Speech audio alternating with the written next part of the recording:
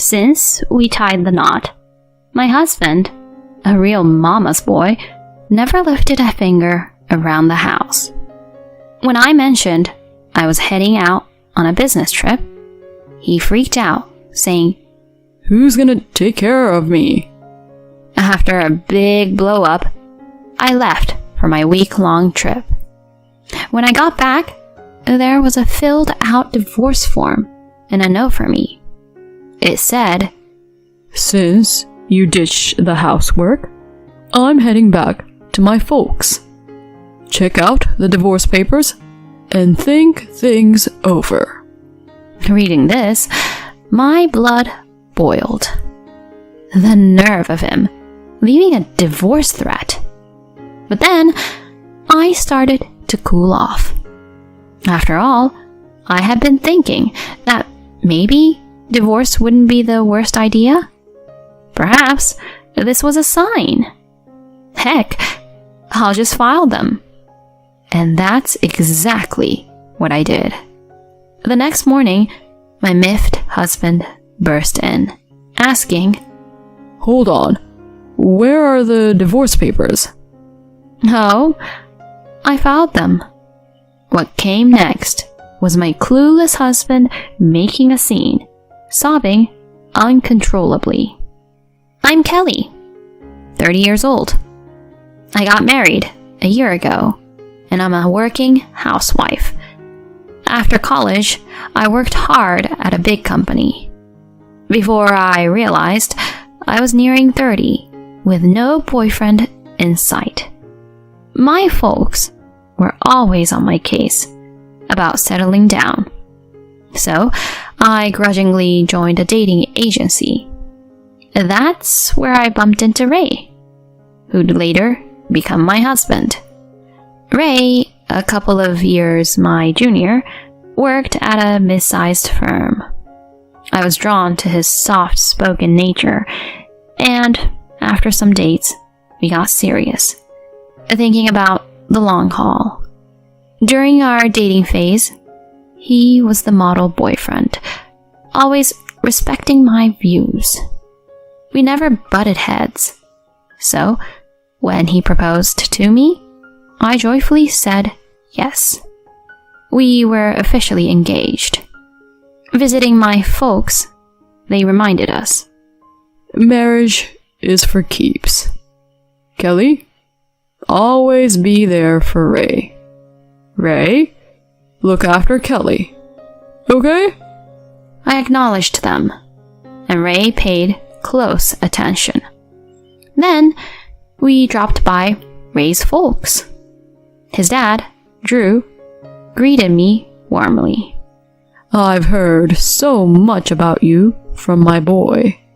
It's great to finally meet you." His mom, Sally, poised yet reserved, questioned, "Ray, is this the one?" "Yup, Mommy. I want to marry her." I was a bit stunned. Did he just call her Mommy? Seriously? I imagined someone younger. Maybe a tad more girly? Even though I was older and had short hair, I was stunned she'd be so blunt. Drew stepped in. "Enough with the comments. I'm sorry, Kelly." Sally held her tongue. Drew pressed on. "We're very happy about your marriage. But just know..." Huh? "Ray's had it pretty easy living here. He might be a handful. Kelly, you sure about this? I've got my doubts." I responded, "I adore Ray's soft side. I know we'll have each other's backs." He gave a nod and told Ray, "Starting a family's a big deal, son. Step up and keep her happy." "All right, Dad." Ray, looking dead serious, nodded. Our meetup with Ray's parents wrapped up, and soon after, we made our marriage official. We had a low-key wedding and began our journey as a married couple. My parents surprised us with a condo. As we settled into marital bliss, it hit me. Ray couldn't do any chores. One day, he set his alarm for 7, but stayed knocked out. I was already doing laundry and making breakfast. No matter how much I tried waking him, he didn't budge. At last, after tossing his covers and giving him a shake, he stirred. Whoa, it's 7:30 already. Why didn't you get me up? I did. Your alarm was blaring too. Now, eat your breakfast. Wiping his eyes, he made his way to the dining table and began griping about the breakfast I made. Hey, Kelly, this egg's too runny. Is that a big deal? I can't eat it unless it's well done. Do it over. He blurted this out while I was in the middle of hanging laundry. Holding back my frustration, I retorted, "Then don't eat." Why would you say that? And this coffee's burning hot. Mommy always got the eggs and coffee spot on. All right. I quickly redid the egg and chilled the coffee a bit. He happily wolfed it down, but without even clearing his plate, made a beeline for the restroom. Wait up. You know you should clean up after yourself. Ugh, I'm short on time. He excused himself, even though he made me remake his breakfast because he overslept. Annoyed, I stopped doing my makeup to tackle the dishes. As I was picking out my outfit, he summoned me. Kelly, over here. What now? I gotta head out too. Help with my tie. I can't knot it. Standing there, with a tie just hanging, he looked helpless. Seriously? You can't even do a tie? What do you do before we married? Mommy always did it. I exhaled, knotted his tie, and somehow we both left the house. That's just how it was. He never pitched in with any housework. It felt like I was juggling everything plus babysitting him. Every time something came up, it was always, Mommy did it this way, or with Mommy, it went like that. Always referencing Sally. This routine stretched on for a year, and the pressure kept mounting. Thoughts of a divorce snuck in now and then, but my dad's words about marriage being forever held me back. Out of the blue, due to a work hiccup, I was assigned a week-long business trip starting the next day. Breaking the news to my husband that evening, he, deeply into his video game, looked taken aback. Hold up. A business trip? A whole week? It's out of my hands. Work's calling. No way. Who's gonna cover for you here for a week? He played on, clearly peeved. You'll have to step up. It's about time you got a grip on house stuff. At that, he set down his game and locked eyes with me. Isn't the wife supposed to care for her husband and the house? Are you just bailing on that? Seriously? That's such old school thinking. We both have jobs. We should be a team.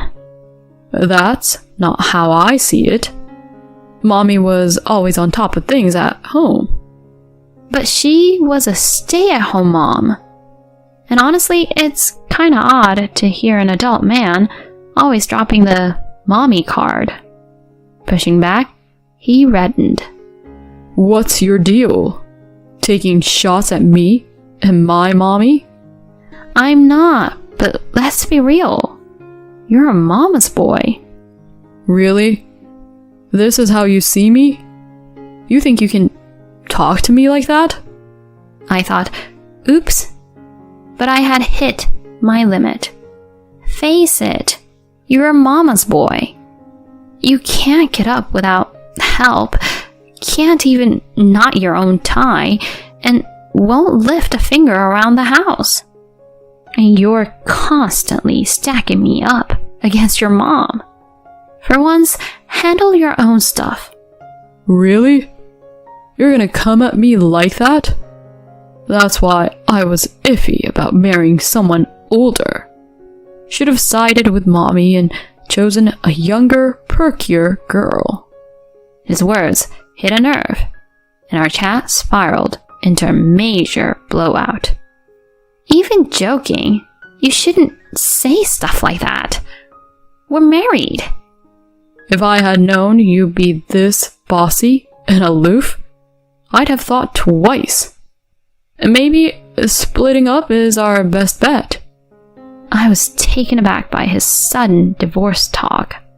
He went on, sounding rather smug. You can't possibly get divorced, can you?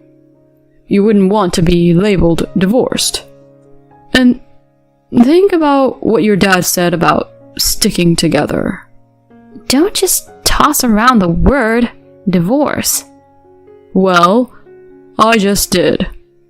If you take off for this business trip and leave me here, I'm actually thinking about divorce.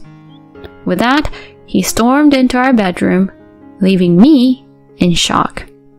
Even though the idea of divorce had been tough, because I didn't want to let my parents down, now seemed like the time to give it real thought. With that on my mind, I went to sleep. Bright and early the next day, I was up prepping for my trip. Our big blowout was still weighing on me, but there was work to be done. I nudged Ray, still under the covers. I'm heading out. You better wake up, or you'll be late for work. His answer came out in a sleep-muddled mumble. Rolling my eyes, I headed out. A few hours later, a text from him popped up. You barely tried to wake me. Now I'm running late. Did you really go on that trip? I quickly texted back. I did wake you up. And yes, I'm on my trip. I'll be back in a week. He read my message, but didn't bother replying. Mid-trip, I called my parents to give them the lowdown on Ray's antics and mentioned I was leaning towards divorce. I braced for a lecture, but what they said caught me off guard. We had no clue he acted like this. Take your time thinking, but don't force yourself to stay. Always remember, we're in your corner, no matter what you decide. Their support choked me up. When I got back, Ray and I were due for a serious sit-down. If he didn't shape up, divorce was on the horizon. Thoughts swirling, I returned after my week away. Walking in late, I noticed Ray wasn't home yet. As I scanned the room, a signed divorce document and a note caught my eye. The note read, Since you ditched the housework, I'm heading back to my folks. Check out the divorce papers and think things over. Reading this, my blood boiled. The nerve of him, leaving a divorce threat. But then, I started to cool off. After all, I had been thinking that maybe divorce wouldn't be the worst idea. Perhaps this was a sign. Heck, I'll just file them. And that's exactly what I did. When the papers went through, I felt like a ton of bricks had been lifted. That evening, I went to bed and had the best sleep. The next morning, sipping a relaxing cup of coffee, I heard the door. In walks Ray. Kelly, why didn't you come to my folks' place to apologize to me? What's gotten into you? He was steaming. Then, spotting the empty spot where the divorce papers had been, his eyes widened. Hold on. Where are the divorce papers? Oh, I filed them. You did what? He looked like he'd been slapped. You really went through with it? Thanks for signing them. Made everything smoother. You can't be serious. You actually went all the way? Have you lost your mind? Seeing how collected I was, he lost his cool. That's it. I'm calling my parents. Sure, knock yourself out. An hour later, Sally and Drew showed up at our place. Sally, spotting me right away, dramatically exclaimed, "You! How could you just divorce Ray like that? What's your deal?" I replied, coolly, "If he had the divorce papers all filled out and ready to go, doesn't that mean he wanted out? Is that an issue?" "How can you be so bold when you're just his wife?" But Drew quickly cut her off with a firm, Enough. The room went still as Drew asked, Kelly, can you walk us through what happened? I agreed and detailed his past antics, our spat right before I left, and the divorce papers he left behind. I was at my wit's end. It seemed like he wanted a divorce, so I went with it. I held Drew's gaze while explaining. He paused, mulling it over. Ray piped up. Mommy, Dad, come on. Can't you see she's out of line? Tell her off.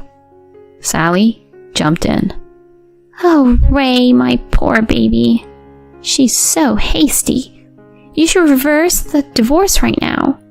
"There's no reversing. Our divorce is done and dusted. We're basically strangers now." Sally's face flushed, and she tried to respond, but Drew stepped in again. Zip it.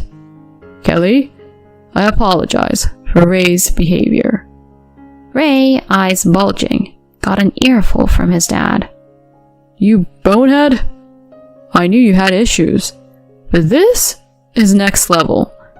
Using divorce papers as a threat? Unbelievable. You had it coming, Ray. "Hold on."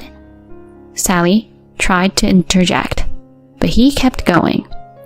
It's partly on you. You spoiled him. Watch out. If you keep this up, I might divorce you next. Sally was taken aback, muttering, "Divorce?" Drew pivoted back to me, looking very sorry. Kelly, I regret the trouble our clueless son caused you. Please, move on and find joy. "Thanks, Drew." With that, Drew took off, practically dragging a whimpering Ray with him. Word got around that he severed ties with his own son. Ray ended up in a dingy apartment, living alone for the first time. His place was a disaster, and being habitually late got him booted from his job. Sally, always butting into Ray's affairs, was caught by her husband, and they genuinely split. Now, she's living with Ray, hustling in low-end jobs to get by. I don't see a turnaround for them in sight. They are no longer my concern. As for me, I've got a condo to myself, and I'm focused on my career.